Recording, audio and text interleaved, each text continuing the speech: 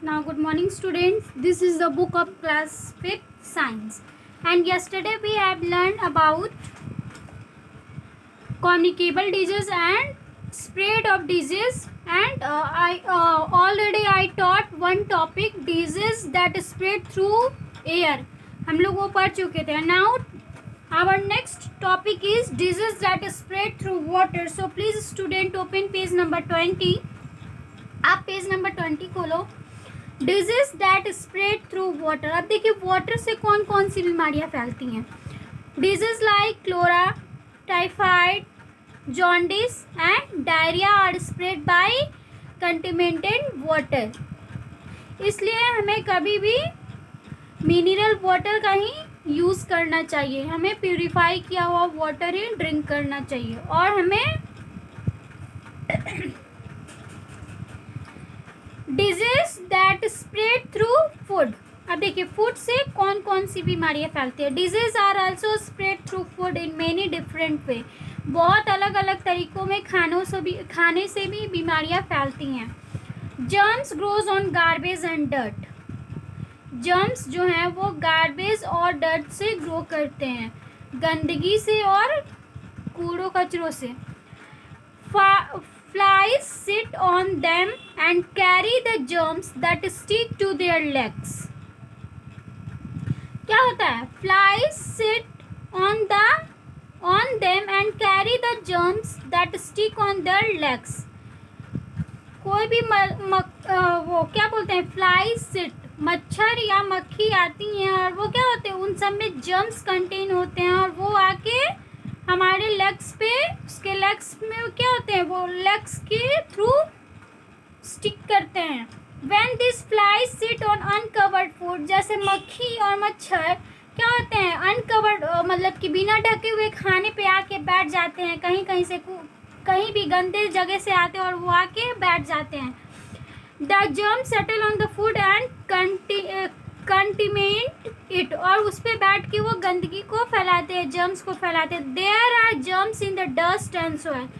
Germs जो होते हैं वो डस्ट और सॉइल में भी होते हैं, मिट्टी में भी होते हैं, धूल में भी होते हैं. When this dust and soil is blown away by wind and settle on food. जब हवा चलती है, तूफान हवा आती है तो क्या होता है, हमारे मिट्टी से जब हवा आती है तो क्या होता है, मिट्टी और डस्ट क्या होता है, हमारे फूड पे आके सेटल हो जाता है. The food gets contaminated. Food वैसे क्या हो जाता है, हमारा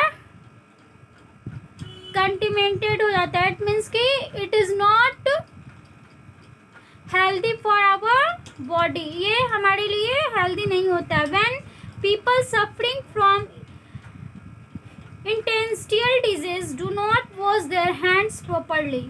जैसे कि पीपल जब इस इंटेस्टाइनल डिजीज से क्यों सफ़र करते हैं, क्योंकि वो अपने प्रॉपर वे में हैंड को वॉश नहीं करते हैं. आफ्टर गोइंग टू टॉयलेट, वो टॉयलेट से आने के बाद क्या होता है, अच्छी तरह अपने हैंड को वॉश नहीं करते और क्या होता है, हमारे हाथ में जर्म्स वैसे ही कंटेमिनेट रह जाता है. उसकी वजह से हमें बहुत सारे जर्म से सफ़र करना पड़ता है. The germs are likely to stay on their hands and under the nails.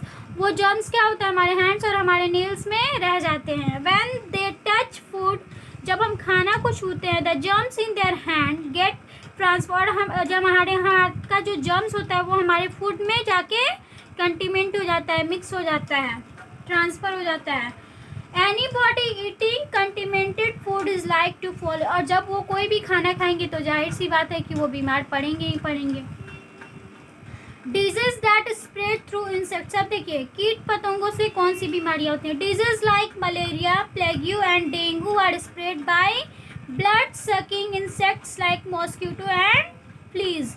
क्या होता है, कोई भी मॉस्किटो आता है और हमारे हैंड या कहीं भी बॉडी के किसी पार्ट पे बैठता है और वो बाइट करता है तो क्या होता है, वो हमारे अंदर के ब्लड को शॉक करता है ना, ब्लड को शॉकिंग करता है ना, ब्लड को वो क्या करता है, फिर वो कहीं से भी किसी भी डस्ट से किसी भी डर्ट एरिया से आता है और वो हमारे पे बाइट करता है. और जब बाइट करता है तो क्या होता है, वो हमें जर्म्स दे देता है.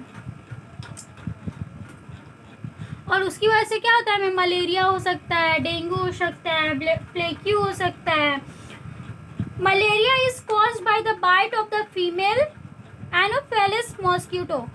मलेरिया हमें किस वजह से होता है? फीमेल मॉस्किटो जिसको एनोफेलिस मॉस्किटो बोलते हैं, वो आके हमें बाइट करता है। When they bite, if we suffering from malaria, when a mosquito bites a malaria patient, जब क्या मलेरिया पेशेंट को मॉस्किटो बाइट करता है, काटता है, the malaria germs enter the mosquito's body. और क्या होता है हमारे the malaria germs enter the और मॉस्किटोज बॉडी के अंदर जर्म्स ऑलरेडी इंटर्ड रहते हैं। व्हेन दिस मॉस्किटो, और जब मॉस्किटो हमें बाइट करता है, काटता है हेल्दी पर्सन को, तो the malaria germs enter the person.